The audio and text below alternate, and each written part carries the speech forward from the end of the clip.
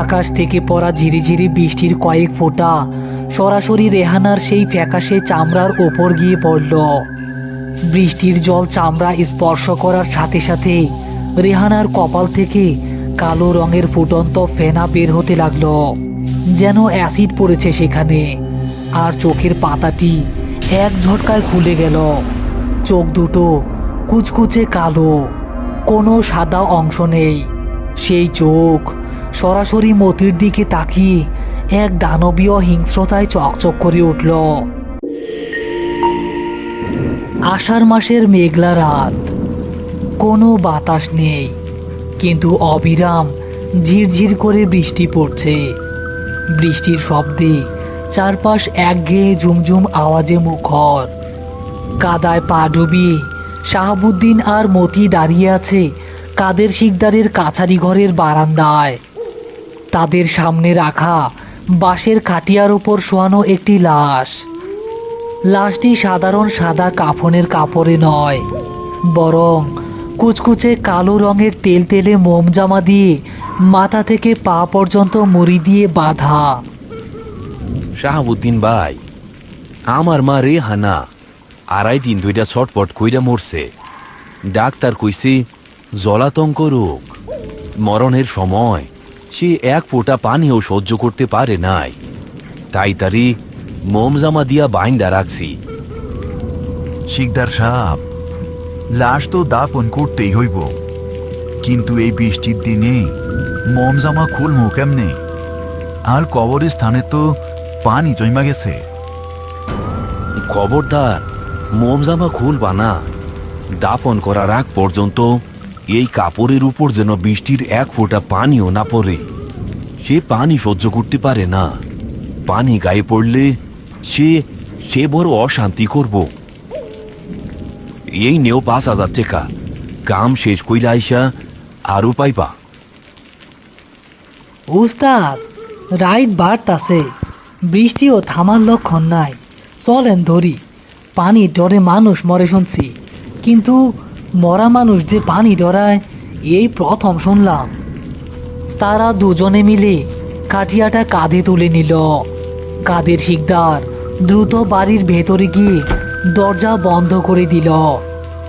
বাইরে শুধু রয়ে গেল ঝিরিঝিরি বৃষ্টি আর 2 লাশবাহকের পায়ের নিচে কাদার চপচপ শব্দ। তারা হাঁটছে পিচ্ছিল মাটির রাস্তায়, খালি পায়ে হাঁটা কঠিন হয়ে পড়ছে। মতির মাথায় একটা জীর্ণ ছাতা, আর শাহাবুদ্দিনের এক হাতে হ্যারিকেন, অন্য হাতে খাটিয়ার বাঁশ ধরা। বৃষ্টির ফোঁটাগুলো যখনই কফিনের মোমজামার ওপর পড়ছে, তখনই এক অদ্ভুত শব্দ হচ্ছে, যেন কোনো জ্বলন্ত কয়লার উপর পানি ঢালা হচ্ছে।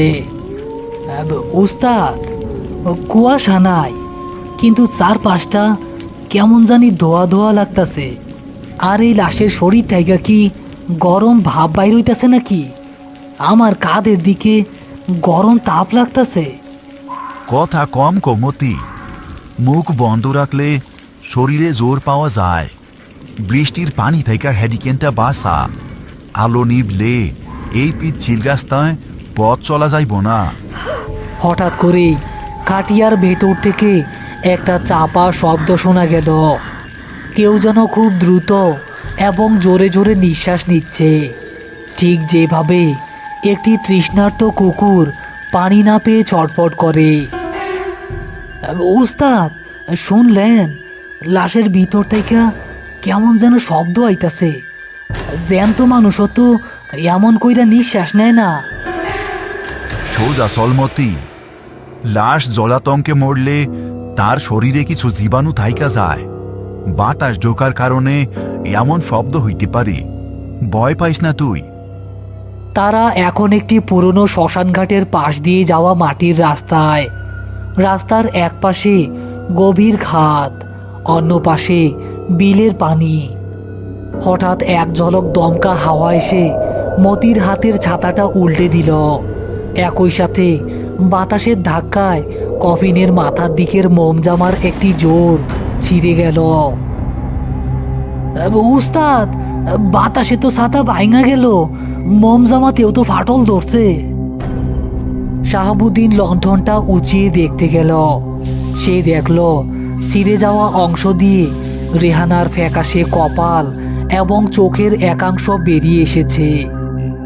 আকাশ থেকে পড়া ঝিরিঝিরি বৃষ্টির কয়েক ফোঁটা সরাসরি রেহানার সেই ফ্যাকাশে চামড়ার ওপর গিয়ে পড়ল।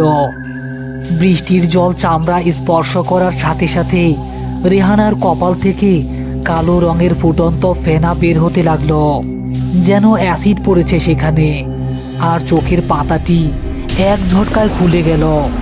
চোখ দুটো কুচকুচে কালো, কোনো সাদা অংশ নেই। সেই চোখ সরাসরি মতির দিকে তাকিয়ে এক দানবীয় হিংস্রতায় চকচক করে উঠল।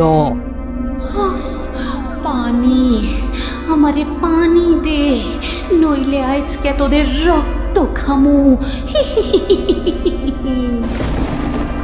একই সাথে লাশের পুরো শরীরটি কাটিয়ার ওপর আছাড় খেয়ে নড়ে উঠল। মোমজামার বাকি বাঁধনগুলো একে একে মরমর করে ছিঁড়তে শুরু করলো। মোমজামার ফাটল দিয়ে বের হওয়া রেহানার মুখ অবর্ণনীয় যন্ত্রণায় বিকৃত হয়ে উঠেছে। বৃষ্টির পানি যেখানেই তার চামড়া স্পর্শ করছে সেখান থেকে খসখসে চামড়া পুড়ে আলগা হয়ে যাচ্ছে। সে তার ধারালো নখ দিয়ে মোমজামাটি ছিঁড়ে বাইরে আসার জন্য ছটফট করছে। জইলা গেল, আমার গা জইলা গেল, আমারে ছাতা দে, আমারে বাঁচা। ও ও ও উস্তাদ, ও তো খাটিয়া থেকে নাইমা যাইতাছে। ওর চোখ দুইটা তো মানুষের না, ও আমারে খাইয়া ফেলবো উস্তাদ। কাঁধ শক্ত কর মতি, ওরে মাটিতে পড়তে দিস না। মাটিতে পড়লে ওর শরীরে কাদা আর পানি এক হয়ে যাইব, তখন ওরে আটকানো প্রায় অসম্ভব হয়ে যাইব। কিন্তু ততক্ষণে অনেক দেরি হয়ে গেছে। রেহানা তার কুচকুচে কালো নখ দিয়ে মতির পিঠে এক গভীর আঁচড় কাটল। যন্ত্রণায় মতি খাটিয়ার পেছনের অংশটি ছেড়ে দিল। খাটিয়াটি কাত হয়ে মাটিতে পড়ে গেল এবং রেহানা কাদার উপর গড়িয়ে পড়ল। কাদার সংস্পর্শে আসতেই রেহানার শরীরের চামড়া যেন আরো দ্রুত পুড়তে লাগলো। সে সোজা হয়ে দাঁড়াতে পারল না, বরং একটি ক্ষিপ্ত কুকুরের মতো চার পায়ে ভর দিয়ে কাদার ওপর দিয়ে অস্বাভাবিক দ্রুত গতিতে তাদের দিকে এগিয়ে আসতে লাগলো। তার মুখ থেকে কালো লালা ঝরছে। মতি, গোরস্থানের দিকে দৌড়া, এইখানে থাকলে ও আমাদের রক্ত চুষে খাইব। দৌড়া জলদি।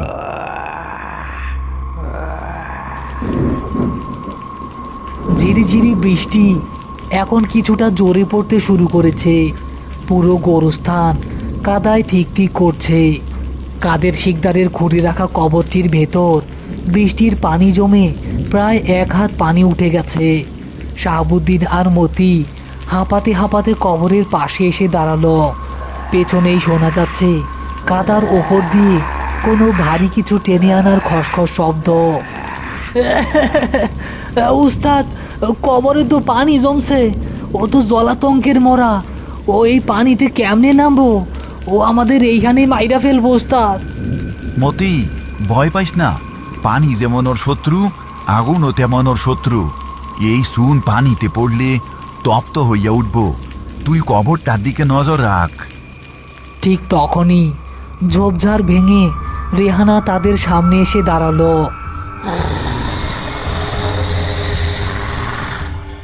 তার ফ্যাকাশে মুখমণ্ডলের চামড়া বৃষ্টির পানিতে গলে গিয়ে ভেতরের হাড় দেখা যাচ্ছে। সে এক বিকট গর্জন করে মতির ওপর ঝাঁপিয়ে পড়তে চাইল। শাহাবুদ্দিন একটা বিকট চিৎকার করে একটা পুটলির ভেতর থেকে চুন আর ছাই রেহানার মুখের ওপর ছড়ে মারল। ইয়া আল্লাহ! শুকনো চুন রেহানার ভেজা মুখে এবং চোখে পড়ার সাথে সাথে রাসায়নিক বিক্রিয়ার তীব্র ধোঁয়া উঠতে শুরু করলো। রেহানা যন্ত্রণায় নিজের মুখ চেপে ধরে মাটিতে লুটিয়ে পড়ল। তার মুখ থেকে এক নরকীয় আর্তনাদ বের হতে লাগলো।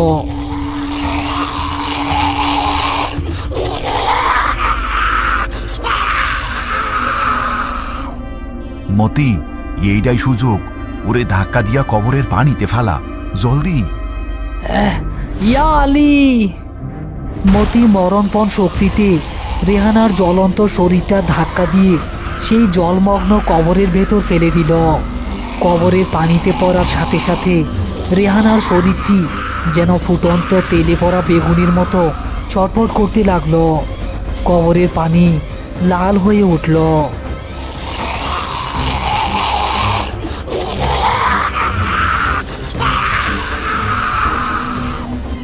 কবরের ভেতরের পানি রেহানার ছটফটানির চোটে চারদিকে ছিটকে পড়ছে।